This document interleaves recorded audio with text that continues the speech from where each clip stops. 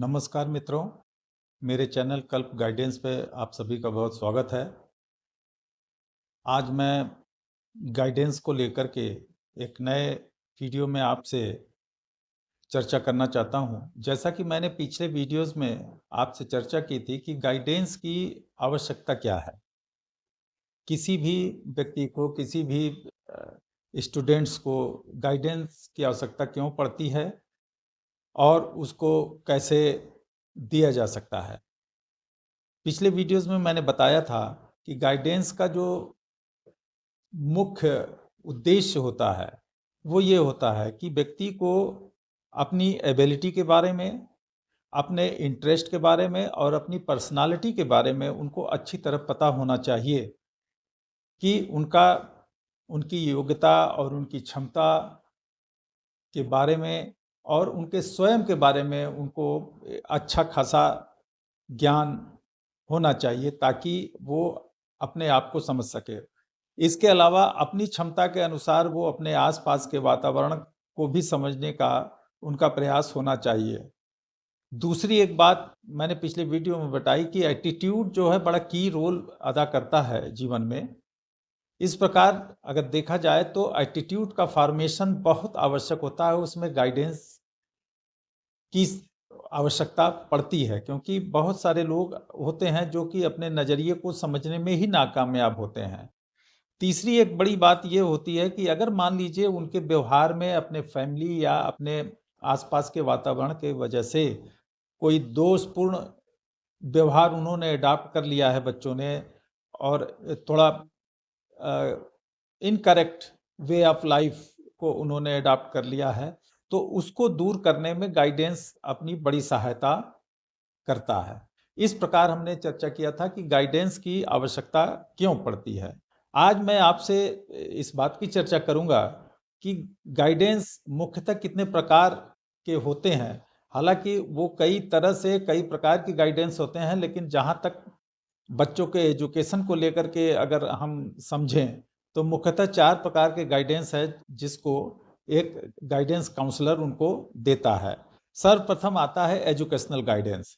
Educational guidance में बच्चों को जो सहायता दी जाती है वो इस प्रकार दी जाती है कि उनको इस बात के लिए योग्य बनाया जाता है ताकि वो अपना इंटरेस्ट एरिया समझें और सब्जेक्ट को अपनी रुचि के अनुसार, इंटरेस्ट के अनुसार जो है उसका सिलेक्शन कर सकें।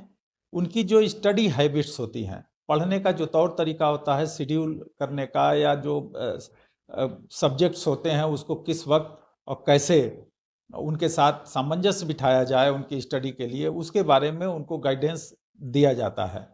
साथ में यह है कि उनकी जो प्रोग्रेस है उनको प्रोग्रेसिव रखने के लिए उनको बहुत सारे टिप्स बताए जाते हैं ताकि वो अपनी प्रोग्रेस को मेंटेन रखें और ईयर टू ईयर जो भी एग्जाम्स आते हैं उसको पास करते रहें। इस प्रकार एजुकेशनल गाइडेंस की भूमिका बनाई जाती है।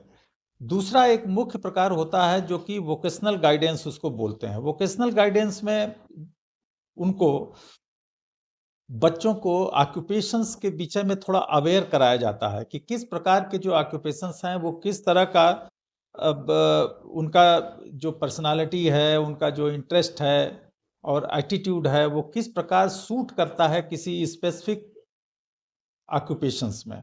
तो उनको उसके ऑक्यूपेशंस के विषय में जरा उनको ब्रॉड एरिया बताया जाता है ताकि वो अपने आप को देख सकें कि हम कहाँ पे फिट होते हैं और किस तरह की तैयारी हमको करनी चाहिए। इस प्रकार उनको अपना असेसमेंट अपने स्किल्स का, अपने इंटरेस्ट का और अपने एटीट्यूड का, तीनों को करना सिखाया जा सकता है वोकेशनल गाइडेंस में।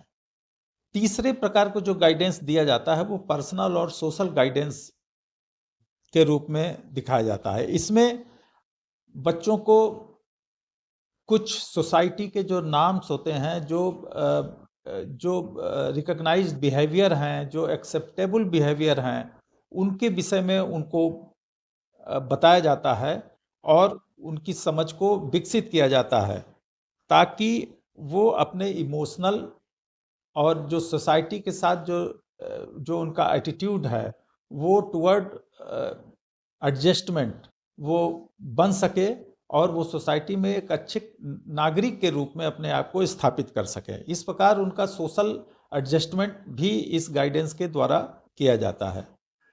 चौथे प्रकार का गाइडेंस जो मुख्यतः बच्चों को देना मेरी समझ से ही वो बड़ा आवश्यक है कि हेल्थ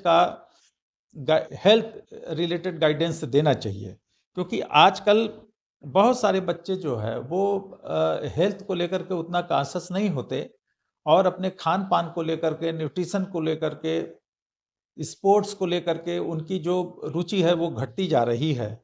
और जैसा हम आजकल समाचार पत्रों में पढ़ते भी हैं कि हमारे यहाँ के जो बच्चे हैं वो मोटापे का शिकार हो रहे हैं और वो बैठे-बैठे गेमिंग और कंप्यूटर या मोबाइल चलाने के साथ-साथ उनकी जो फिजिकल एक्टिविटी है वो नहीं रहती है। तो उनको इस विषय में भी अवेयर करना बहुत ही ज़रूरी है कि फिजिकल एक्टिविटी का बड़ा रोल है हमारे माइंड को डेवलप करने में। और खान-पान रुचि के बजाय थोड़ा न्यूट्रिशन वैल्यू को ध्यान में देते हुए उनके स्वास्थ्य को बचाया जा सकता है, ताकि वो आगे जीवन में किसी बड़े कार्य में अपने आप को लक्षित कर सकें। इसके अलावा बहुत सारे गाइडेंस हैं, जैसे कि जो बच्चे थोड़ा-सा डिसेबल हैं और उनके साथ कैसे इंक्लूसिव एजुकेशन में बैठाया जा सके।